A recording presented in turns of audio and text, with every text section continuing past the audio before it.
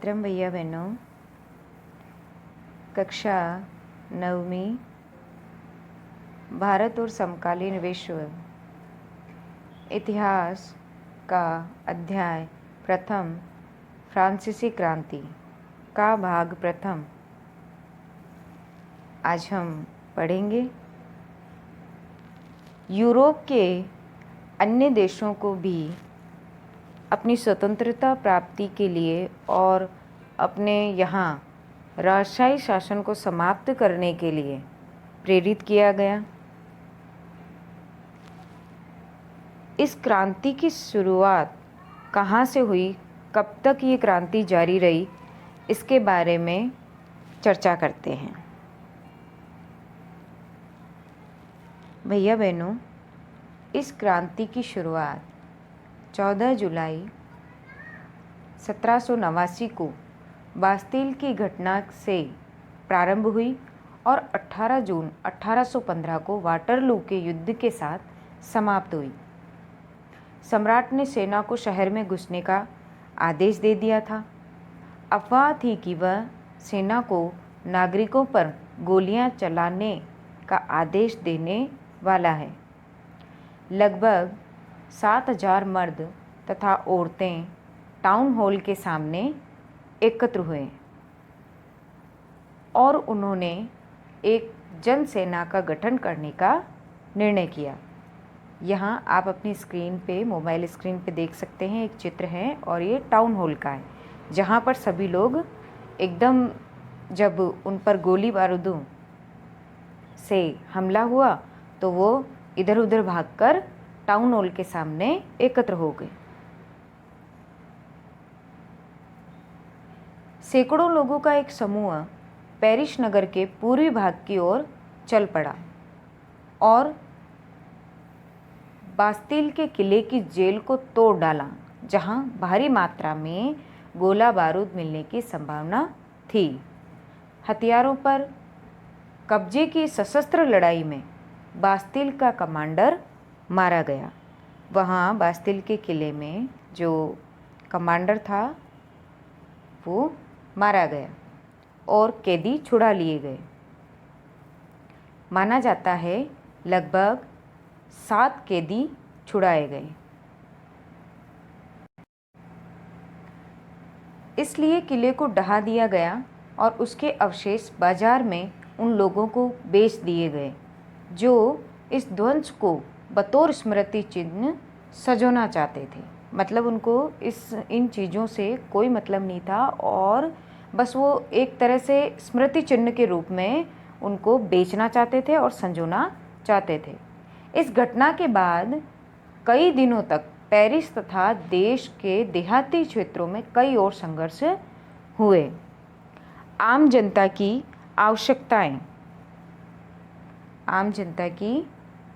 जो आवश्यकताएं थी वो कम दरों पर उन्हें प्राप्त नहीं हो रही थी। वहाँ के राजशाही लोग वहाँ की जनता पर ध्यान नहीं दे रहे थे। यहाँ तक कि जो खाने योग्य चीज़ें थी, जैसे कि पाव रोटी, उसकी भी कीमत बढ़ा दी गई थी। अपने यहाँ भारत में आप जैसे गेहूं की रोटियाँ खाते हैं, उसी प्रकार वहाँ फ्रांस में पाव रोटी यानी कि मैदा की जो रोटी होती है पाव, उसे वहाँ पर उसका सेवन किया जाता है। उसको भी आम लोगों के लिए बड़ी कीमतों पर बेचा जा रहा था, जिससे कि वहाँ के लोग उसे नहीं खरीद सके। और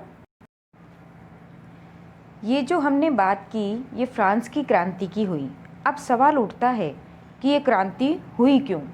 उससे संबंधित कुछ महत्वपूर्ण बातों के बारे में हम जानते हैं। सबसे पहले हम फ्रांसीसी समाज के बारे में जानेंगे।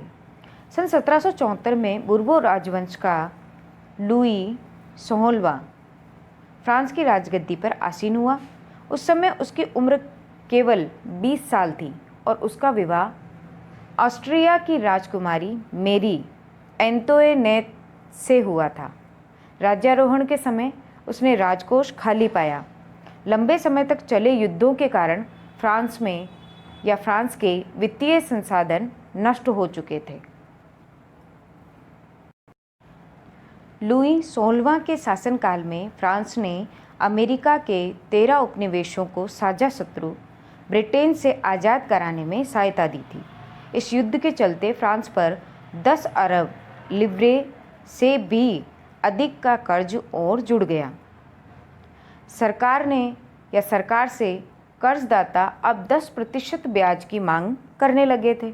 फलस्वरूप फ्रांसीसी सरकार अपने बजट का बहुत बड़ा हिस्सा दिनों दिन बढ़ते जा रहे कर्ज को चुकाने पर मजबूर थी।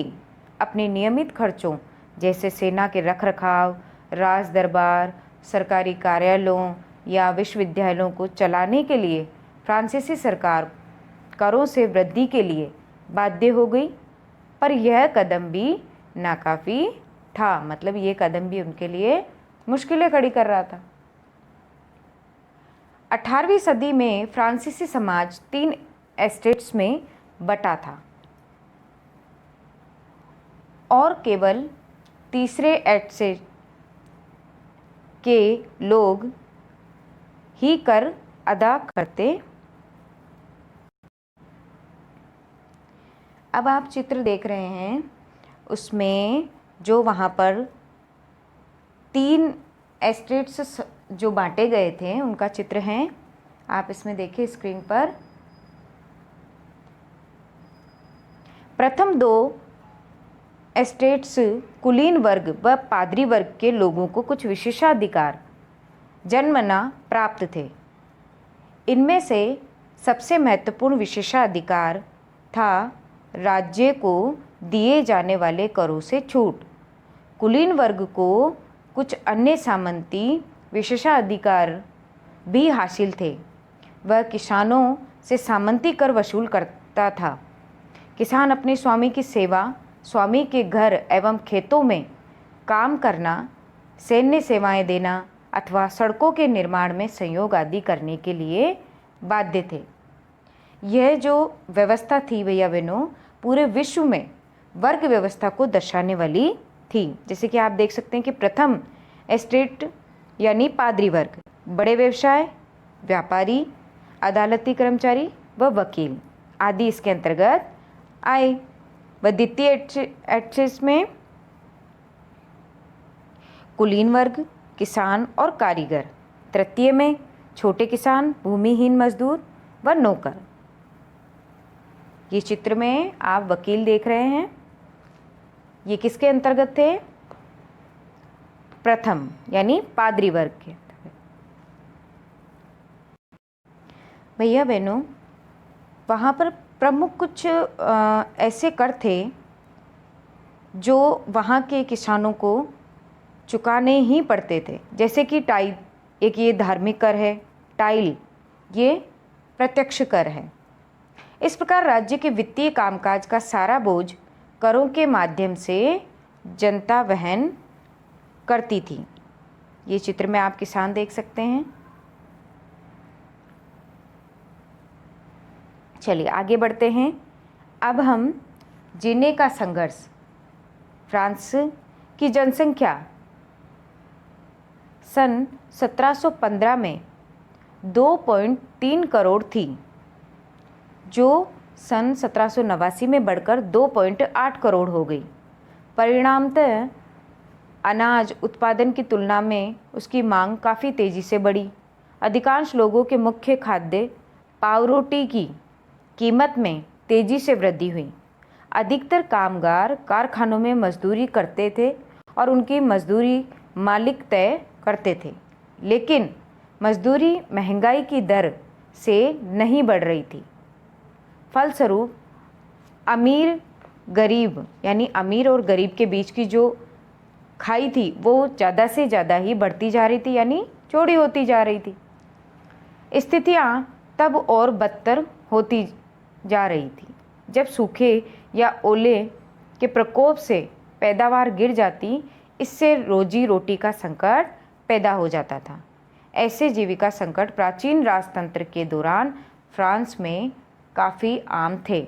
अब ये एक शब्द अपने सामने आया है, जैसे जीविका संकट किसे कहते हैं? ये प्रश्न भी बन सकता है कि जीविका संकट किसे कहते हैं। तो इसका एक छोटा सा आपको आंसर देना होगा। रोजी रोटी का संकट पैदा होने के कारण जब जीवित रहने के साधन भी संकट में पड़ने लगते हैं तो इसे हम क्या कहते हैं? जीविका संकट कहते हैं। इसी के चलते हुए इन सभी क्रांतियों के बीच में मध्यम वर्ग का भी उदय हुआ। 18वीं सदी में एक नए सामाजिक समूह का उदय हुआ जिसे मध्यम वर्ग कहा गया, जिसने फैलते समुद्र पारीय व्यापार और ऊनी तथा रेशमी वस्त्रों के उत्पादन के बल पर संपत्ति अर्जित की थी। ये सभी पढ़े लिखे थे और इनका मानना था कि समाज के किसी भी समूह के पास जन्मना विशेषाधिकार नहीं होने चाहिए। जन्मना का अर्थ होता है यानी जन्म से ही जो अपन को अधिकार मिले वो नहीं होने चाहिए। किसी भी व्यक्ति की सामाजिक हैसियत का आधार उसकी योग्यता ही होनी चाहिए। स्वतंत्रता, समान नियमों तथा समान अवसरों के विचार पर आधारित समाज की यह परिकल्पना जॉन लॉक और जॉन-याक रूसो जैसे दार्शनिकों ने प्रस्तुत की थी। ये जो नाम है ये दार्शनिकों यानी विचारकों के हैं। लॉक ने राजा के देवी और निरंकुश अधिकारों के सिद्धांत का खंडन किया था। रूसो ने इसी विचार को आगे बढ़ाते हुए जनता और उसके प्रतिनिधियों के बीच सामाजिक अनुबंध पर आधारित सरकार का प्रस्ताव रखा। मोंतेस्क्यू ने the spirit of the laws नामक रचना में सरकार के अंदर विधायिका, कार्यपालिका और न्यायपालिका के बीच सत्ता विभाजक की बात कही। फ्रांस के राजनीतिक चिंतकों के लिए अमेरिकी संविधान और उसमें दी गई व्यक्तिगत अधिकारों की गारंटी प्रेरणा का एक महत्वपूर्ण स्रोत है। इसलिए कुछ दार्शनिक हुए जिन्होंने अपने विचार इस क्रांति के बारे में रखे, जैसे कि मोंतेस्क्यू ने अपनी पुस्तक में लिखा और उसने सत्ता के बंटवारे की बात भी कही। जब लुई सोल्वे ने कर वृद्धि की बात की, उससे पहले ही यह बात जनता तक पहुंच चुकी थी और जनता ने इसका विरोध करने या फिर इसका खंडन करने का इरादा बना लिया था और यह कर वृद्धि की बात जनता तक पुस्तकों व अखबारों के माध्यम से पहुंची। इस अध्याय का अगला भाग हम आगे पढ़ेंगे।